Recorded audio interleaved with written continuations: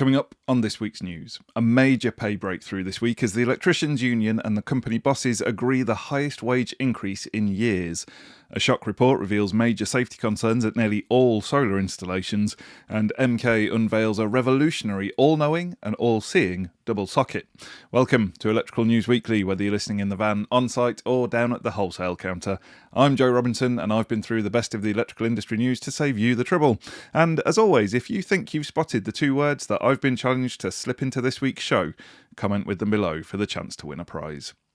Unions and bosses have agreed the biggest pay rise for electricians in years. Sparks pay will rise by 7% from January and by a further 5% the following January to help keep up with the cost of living. And no, we're not gaslighting you. The ECA and Unite shook hands on the 2-year deal under the JIB collective agreement. There'll also be £20 a week rise in sick pay, meaning an approved electrician gets £200 a week while ill. Death in service rises by £10,000 to £40,000. Lodging allowance will also go up, and both parties have agreed to review the pay of electrical installation apprentices. In other news, a shock report from top technical consultants has found that nearly all solar installations have major safety concerns. Engineers from US organisation Clean Energy Associates surveyed more than 600 PV sites across the world, including the UK. They say there are safety issues at a whopping 97% of the projects. The biggest problem is unsatisfactory grounding, which they found at half of all locations. A close second is damaged modules, and next is cross-mated connectors. There were what they called poor terminations at 4 in 10 installs. Clean Energy Associates say that many of the safety hazards were down to undertrained or inattentive installation technicians using the wrong techniques. Extreme weather conditions also play a part. The solution? As always, ensure installers are properly qualified and trained. Still on safety, the mother of a 7-year-old boy who died after being electrocuted in a pub beer garden is urging the hospitality sector to make sure their outdoor electrical equipment is safe. Daniel Jones's son Harvey Tyrrell was electrocuted when he touched unsafe lighting in the garden of a pub in Harold Wood, Essex in 2018. Jones is calling on pubs, restaurants and other venues to make sure electrical installations and equipment used in outdoor spaces are safe this summer. The Health and Safety Executive says venues should arrange for an electrician to carry out installation work to the required safety standards, only using lights and heaters specifically designed for outdoors, and to check equipment regularly for damage or water ingress. The pub owner where Harvey passed away pleaded guilty to his manslaughter and to stealing electricity from an unmetered supply, and was jailed for 9 years in 2021. Now, how would you like to help draw up one of those safety standards? Well, now's your chance. The British Standards Institution is currently drawing up one for batteries in homes. We're talking the big energy storage batteries that are fed from a renewable source such as solar panels. Where do we install them in the home? How do we transport them safely to site? How do we protect them from fire? These are the questions to which the BSI wants answers. If you'd like to give your opinion, I've put a link to the consultation in the show notes. You have until Monday the 24th of July to comment. In product news, MK has unveiled what's being billed as the world's smartest double socket. Dubbed Connected Power, it has the potential to revolutionise energy use in commercial and institutional buildings. That's because it tackles the Achilles heel of high energy use, portable appliances. The units allow facility managers to see exactly where energy is being used, and they can schedule and control them easily. Imagine a gym, for instance.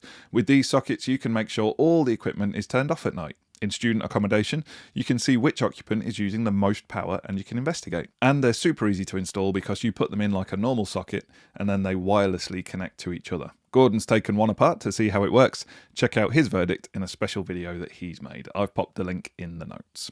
Now, have you ever tried to install an electric vehicle charge point on a rainy day? It's not fun, is it? And it's not particularly safe either. Often the job gets postponed if there's bad weather, but now a specially designed electrician's tent could change all of that.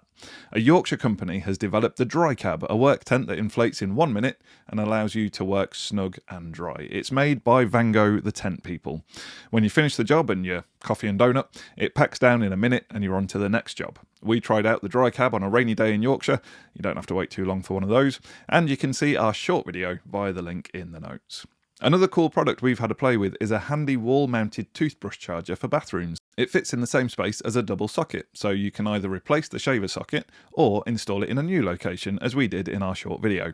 Anyway, we think it's a great upsell which will have customers flashing you a bright white smile. You know where the link is. Now it's time for a historic first. Yes, it is. Drum roll, please.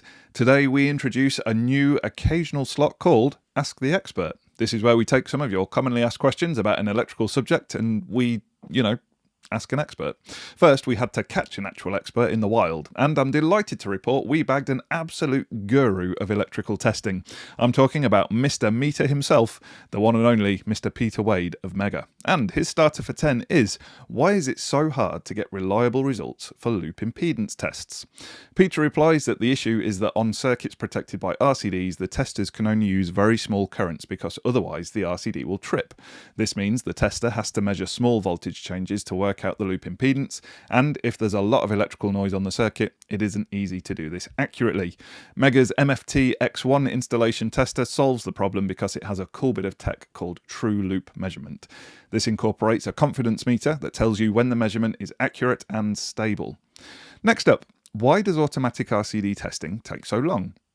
Peter says this is because many installation testers have a fixed automatic test sequence for RCDs, but often there are tests in this sequence that you don't need. If you want a meter that lets you program your own test sequence to include only the tests you actually need, you can use something like the MFT X1. Last question, can I test EV charge points with a multifunction tester? Peter says that if the tester is a recent model, the answer is probably yes, but you'll need to check the datasheet. Even if your tester is suitable for testing EV charge points, you'll still need an adapter. You need this to simulate the connection of a vehicle to the charge point, which is necessary for carrying out the full range of tests. Thanks for the expert insights, Peter, much appreciated. And if you're interested in EV charge point installation, then please check out our free training packages that we've made to help you with your CPD. They're all free and you'll find them on the know-how page at eFIXX.co.uk. So I'll leave a link to that in the show notes as well.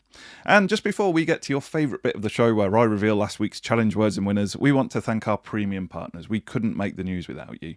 First up, they're the people who've created the Swiss Army knife of solar inverters along with all-weather batteries, very much the Boy Scouts of the solar industry. It's SunSync. Up next, for all your circuit protection needs, they're like having an Italian star striker in your Premiership team. It's Ludum Palazzoli.